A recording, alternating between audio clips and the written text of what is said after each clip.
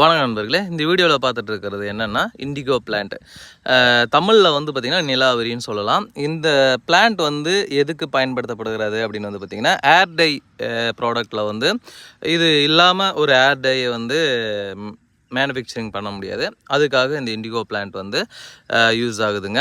இது கெமிக்கல் ப்ராடக்டாக இருந்தாலும் சரி, இல்லை ஆர்கானிக் ப்ராடக்டாக இருந்தாலும் சரி, ரெண்டுத்துக்குமே காமனாக இது யூஸ் ஆகக்கூடிய ஒரு ப்ராடக்ட்னே சொல்லலாம். இது என்ன பண்ணுது அப்படின்னு வந்து பார்த்திங்கன்னா ப்ளூ கலரில் கலர் வந்து ப்ரொடியூஸ் பண்ணுதுங்க. அது மட்டும் இல்லை, ஏர் ஆயிலுமே இது வந்து சில ப்ராடக்டில் வந்து இது யூஸ் பண்ணுவாங்க. இது வந்து ப்ளூ கலரில் ஒரு கலரை ப்ரொடியூஸ் பண்ணுதுங்க. இது கூட ப்ரௌன் சேரும் போது ஆட்டோமேட்டிக்காக வந்து நம்மளுடைய தலைமுடி பிளாக்காக மாறும். சரிங்களா?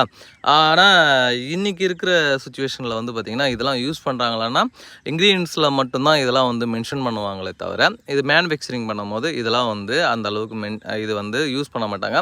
இதுக்கு பதில் கெமிக்கல் வந்து ஆட் பண்ணிவிடுவாங்க.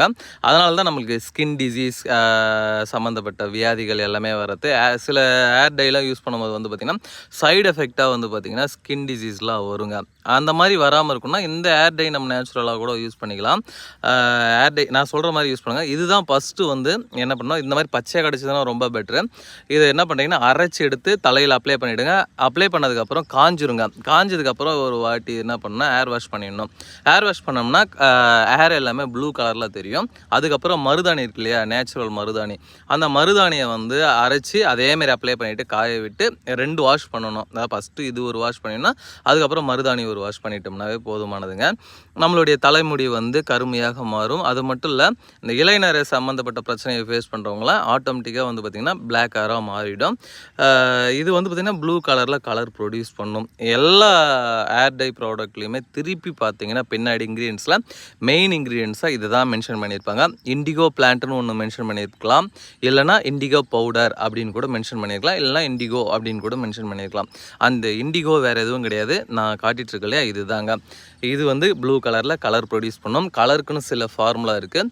ப்ளூவும் ப்ரௌனும் சேரும் போது தான் பிளாக் கலரில் வந்து கலர் ஃபார்ம் ஆகும். அதுதாங்க இது பண்ணுது நேச்சுரலாக. ஆனால் இதெல்லாம் யூஸ் பண்ணால் எந்த ஒரு ஏர் டைலுமே வந்து பார்த்திங்கன்னா சைடு எஃபெக்ட் வராது. இது யூஸ் பண்ணாததுனால தான் வந்து பார்த்திங்கன்னா சைடு எஃபெக்ட் வர்றதுக்கான ரீசன். சரிங்களா? ஓகே, இந்த வீடியோ உங்களுக்கு பிடிச்சிருக்கும் நான் நம்புகிறேன். பிடிச்சிருந்தால் ஒரு லைக் பண்ணிவிடுங்க. நம்ம சேனலை சப்ஸ்கிரைப் பண்ணி வச்சுக்கோங்க. இதில் இந்த பிளான்ட் காட்டிகிட்டு இல்லையா, இதுலேயுமே டூப்ளிகேட் பிளான்ட்டும் இருக்குது. இதே மாதிரியே வந்து பார்த்திங்கன்னா வேறு பிளான்ட்டும் இருக்குது. இது எப்படி நம்ம ஐடென்டிஃபிகேஷன் பண்ணணும்னா, இந்த இலையை கட் பண்ணும்போது அப்படியே கத்தியில் வெட்டினா எப்படி கட் ஆகுமோ அந்த மாதிரி கட் ஆகும். வேணால் காட்டுறேன் பாருங்கள். இது பாதியாக கட் பண்ணும்போது இதை பாருங்கள், இப்படியே ஸ்ட்ரெயிட்டாக கட்